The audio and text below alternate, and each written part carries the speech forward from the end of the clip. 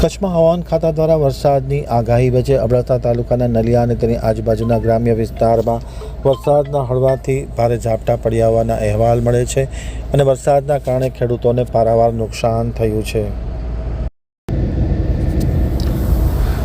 કચ્છમાં વરસાદની આગાહી વચ્ચે આજે અબડાસા તાલુકામાં મુખ્ય મથક નલિયા અને તેની આજુબાજુના ગ્રામ્ય વિસ્તારમાં અચાનક વાતાવરણમાં પલટો આવ્યો હતો. ભારે સુસવાટા મારતા પવન સાથે વરસાદના હળવાથી ભારે ઝાપટા શરૂ થયા હતા. વરસાદ પડવાના કારણે રસ્તાઓ પર પાણી ફરી વળ્યા હતા.